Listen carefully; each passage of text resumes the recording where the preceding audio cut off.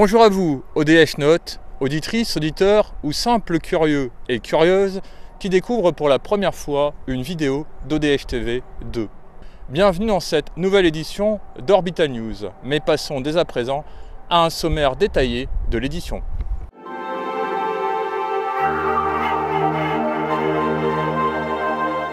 Les émissions Orbital News sont en lien avec le site Astropléiade de l'astronome Eclipse, mais également avec la chaîne YouTube Atom. Mais revenons au sommaire de cette édition. Dans le courrier des ODH-Notes, revenons sur la star du mois de juillet 2020, qui était la comète Neowise. Dans le tour de l'Astram, je vous emmène dans le département de la Corrèze visiter un site d'observation du ciel. Dans la rubrique Culture Astro, c'est l'astronome Eclipse du site Astropléiade qui vous partage ses lectures en astronautique. Puis, nous terminerons par le dossier de cette édition, Astram dans l'histoire, où Gilles Durand et Thierry Rocher, membres du SAU, Sauvegarde et Conservation des études et archives ufologiques, et Rémi Fauchereau, président de l'AEPA, Association d'études des phénomènes aériens, vous partageront leurs bons souvenirs autour des Perséides, des étoiles filantes et bolides.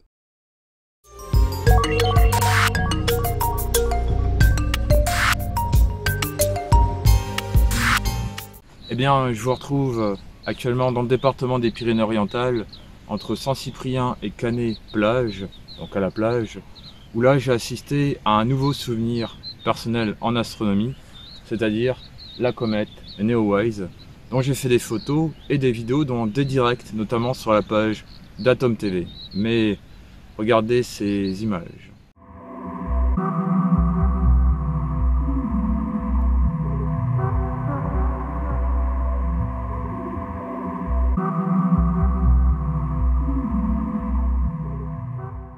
Nous reviendrons sur la comète Neowise dans de prochaines éditions d'Orbital News.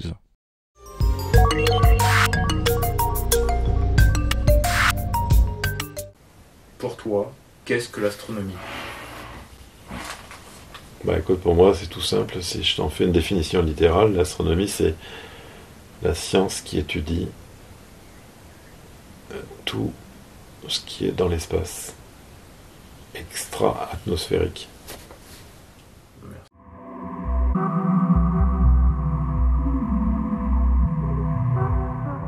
Retrouvons une fois de plus Gilles dans le tour de l'Astram. Il vous fera visiter un site d'observation du ciel.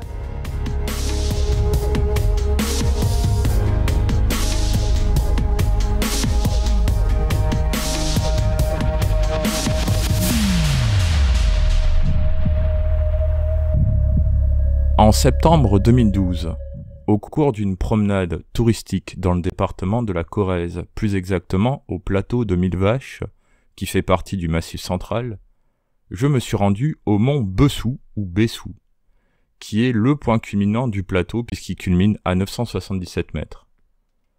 Je cherchais à ce moment-là un point de vue pour voir l'ensemble de la région pour faire des photos et des vidéos. Je suis donc allé à la tour panoramique du mont Bessou, ou Bessou. Selon Wikipédia, cette tour a été construite en 2005 en limite d'une prairie dont l'origine remonte à la tempête de décembre 1999, qui a déraciné une partie des conifères du sommet du mont, dégageant ainsi une large vue sur les environs.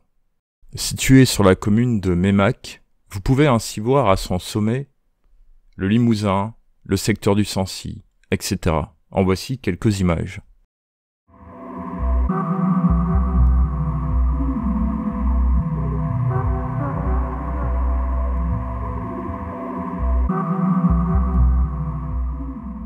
Afin de poursuivre la mise en valeur touristique du lieu, une zone d'observation astronomique a été aménagée. En effet, l'exceptionnelle pureté du ciel, l'absence de tout éclairage parasite, autant dire de pollution lumineuse, et de pollution atmosphérique, font du mont Bessou, point culminant du Limousin, un site remarquable pour la découverte du ciel. Nous arrivons à la fin de cet autre épisode du Tour de l'Astram, qui vous a emmené cette fois-ci dans le département de la Corrèze, au mont Bessou. Dans une prochaine édition d'Orbital News, nous vous emmènerons sur un autre spot ou site d'observation du ciel ou un endroit où il y a une histoire en rapport avec l'astronomie amateur ou professionnelle. Cette séquence est en lien avec la page Facebook Atom, dont le lien est affiché en dessous de cette vidéo.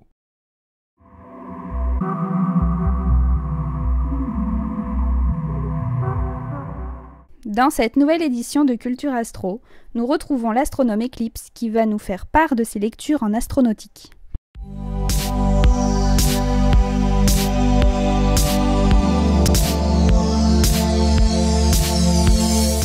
Bonsoir Eclipse. Bonsoir. Alors, quel livre conseillerais-tu aux auditeurs ou auditrices en astronautique ? Alors en astronautique, je recommande un livre en particulier. C'est un livre qui est en lien avec l'actualité, puisqu'il traite des 50 ans du premier pas sur la Lune. Alors le livre que je recommande s'intitule « Ils ont marché sur la Lune ».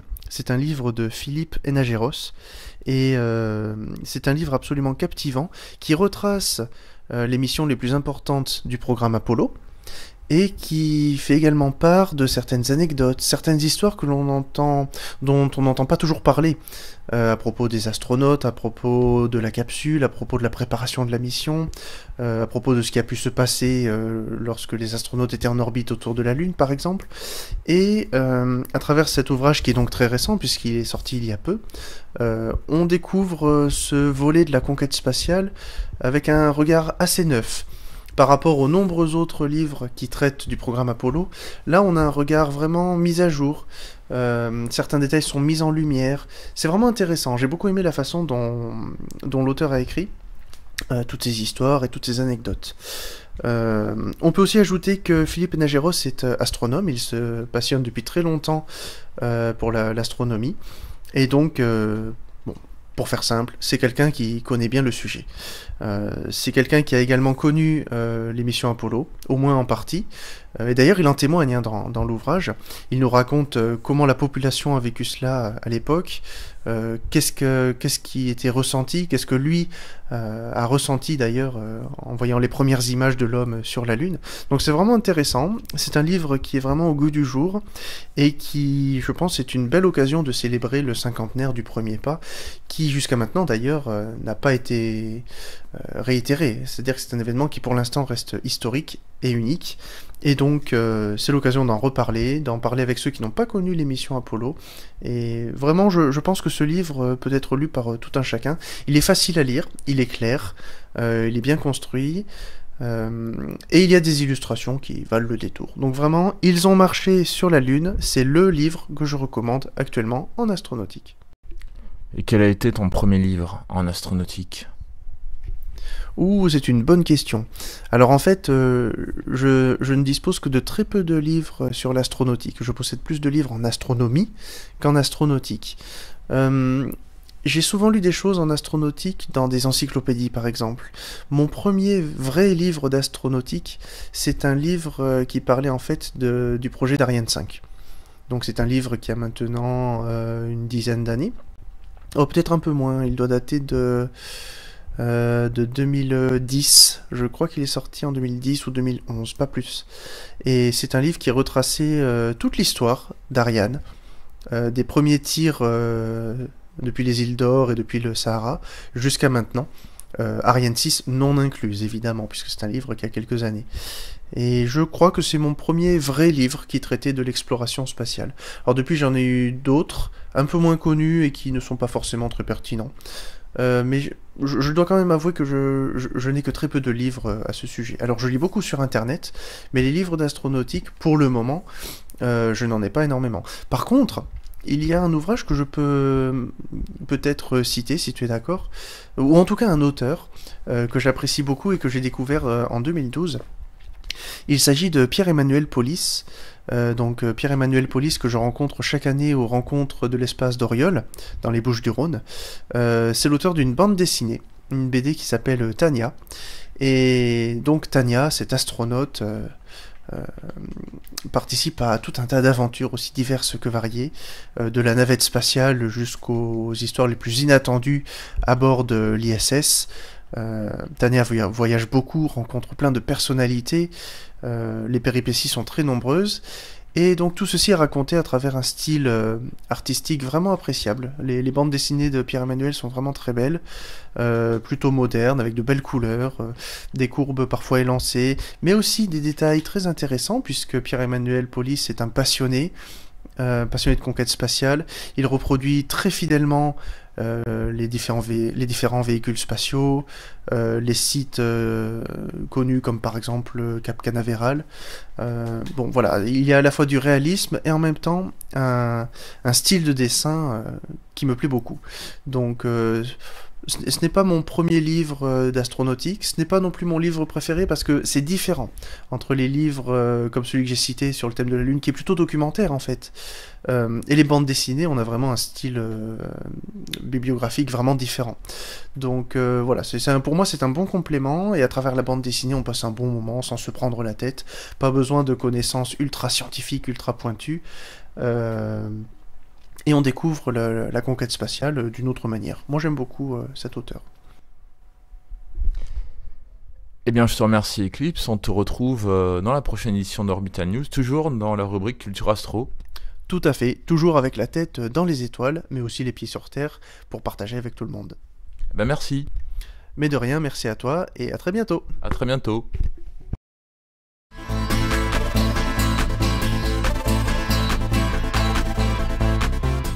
Dans le dossier de cette édition, qui est donc Astram dans l'histoire, les veilleurs, astronomes amateurs, vont vous partager leurs bons souvenirs autour des Perséides, étoiles filantes et autres bolides. C'est en 1976, en janvier 1976, où j'observe mon premier météore. J'ai quand même 21 ans à l'époque. Je n'avais jamais vraiment observé de météore. J'avais observé des étoiles filantes, mais pas significatives, si j'ose dire. Mais là, c'était vraiment un truc, je vais dire, allez, parce que j'ai pas de repère, et puis c'était en 76, donc c'est vieux. Il y a 40 ans. Le noyau était vert,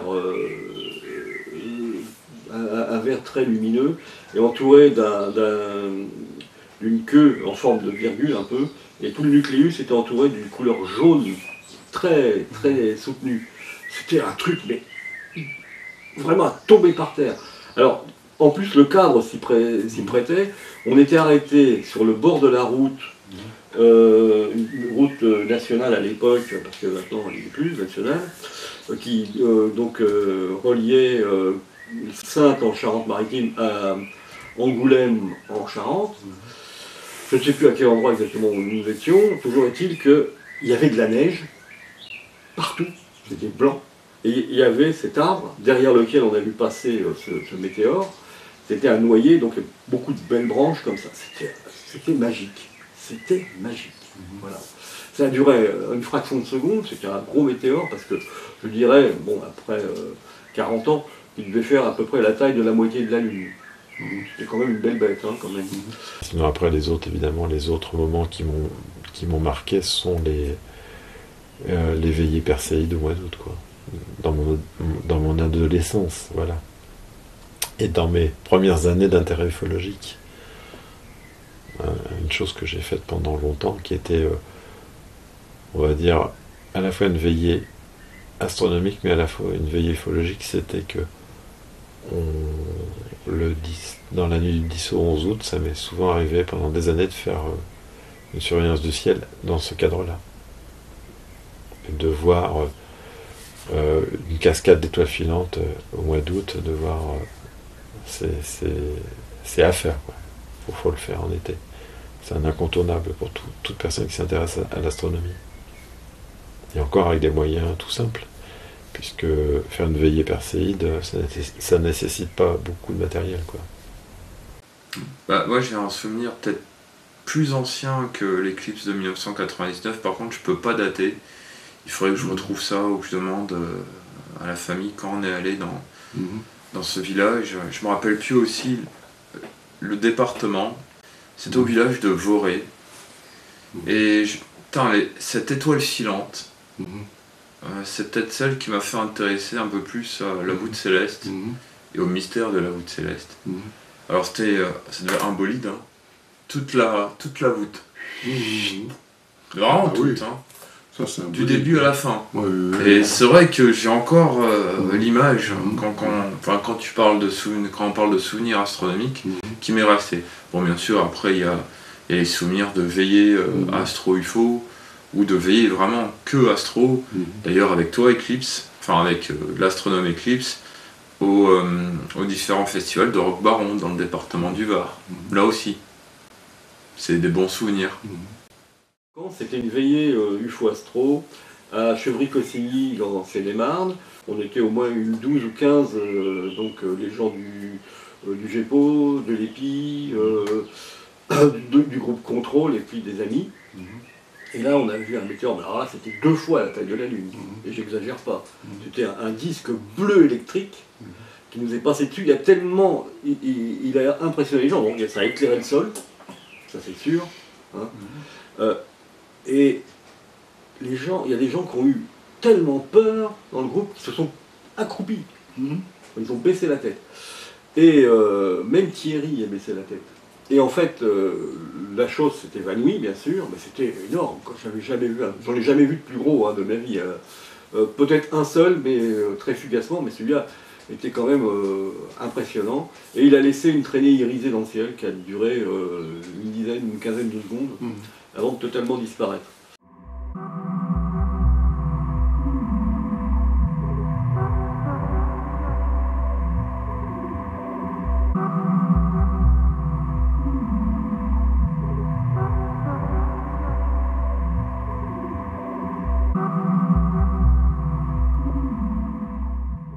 Celle d'avant-hier était pas mal, sauf qu'elle est arrivée dans la périphérie de mon œil, donc on va dire sur le côté, donc ça fait que j'ai tourné la tête et j'ai vu la fin de la trajectoire et elle était assez conséquente. C'est l'une des plus belles que j'ai vues. Elle était de quelle couleur? Je pense qu'elle était bleu verdâtre. Parce que sur la fin de la trajectoire, c'est la couleur qui m'est venue. Et je me suis dit, oh celle-là elle était belle. J'ai loupé l'entrée, je veux dire. Elle était dans la périphérie de mon œil, donc j'ai dû la traîner. Et donc forcément, comme on sait, ça s'est désagrégé en rentrant le plus possible en perdant de l'altitude.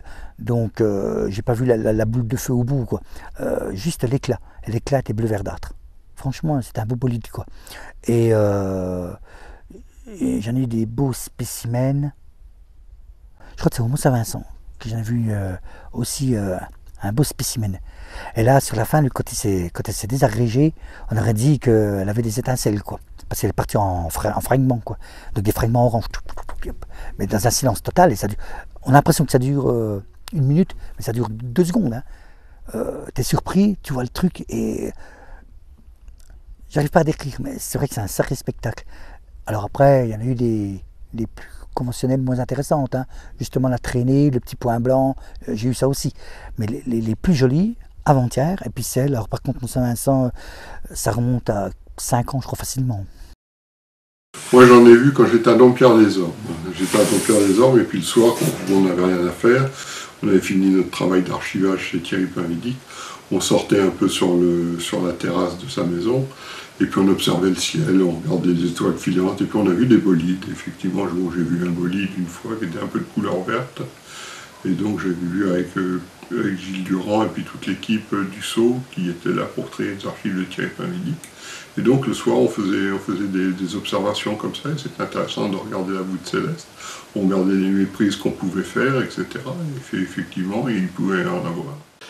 Je veux dire que le dernier souvenir, c'est un splendide météore vert que l'on a vu en 2017, en juin 2017, alors qu'on était en train de travailler au Sceau sur les archives de Thierry Pinvidic à Dampierre-les-Ormes. Donc il y avait Jean-Pierre Grandjean, François Haïs, Thierry Pinvidic, Jacques Scorneau et moi-même. Thierry n'a rien vu parce qu'il était rentré chez lui, mais nous 4, François Haïs était tourné du mauvais côté, il n'a rien vu, il a vu l'ombre, il a vu le ciel, le sol devenir vert, comme à Chevry-Cossigny, on a vu le sol devenir bleu. Devenir vert, mais le temps qu'il se retourne, il n'a plus rien vu, c'est fini. Jean-Pierre Grandjean et moi, on l'a bien vu. Hein. Donc en fait, il est passé vraiment au zénith. Hein. On l'a vu, on a vu arriver la lueur verte. Et là, j'ai levé les yeux. Et hop, il est arrivé au-dessus de nous. Et il a disparu au-dessus de la maison de Thierry Pavlik. Enfin, au-dessus. Façon de parler, hein, bien sûr. Et il s'est dissous en fait en orange.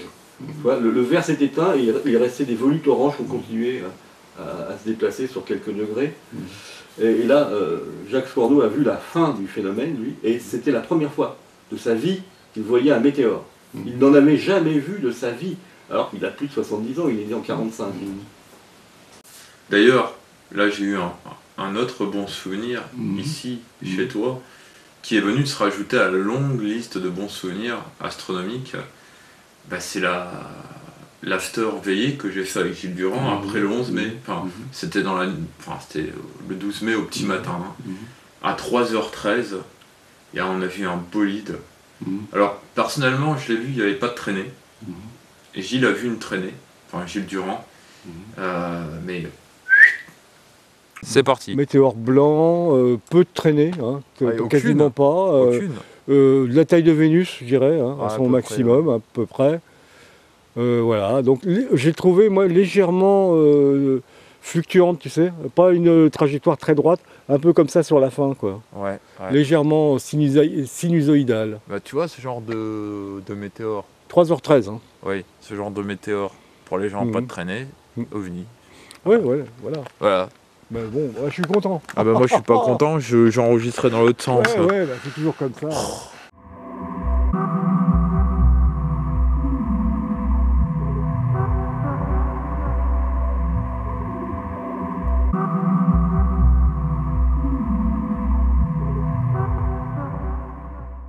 Dans de prochaines éditions d'Orbital News, nous vous partagerons d'autres essaims d'étoiles filantes, dont par exemple les Orionides en octobre. Ces dossiers ou prochaines éditions seront en lien avec l'émission OVI Les Méprises, car les Orionides et les étoiles filantes sont souvent source de méprise.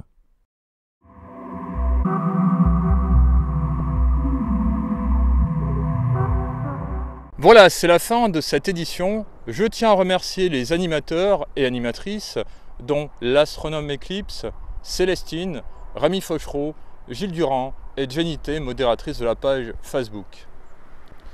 Je tiens également à remercier les partenaires d'ODH TV et vous autres, ODH Note. Je vous donne rendez-vous dans la prochaine édition et je vous souhaite une excellente journée et à très bientôt sur ODH TV. Au revoir.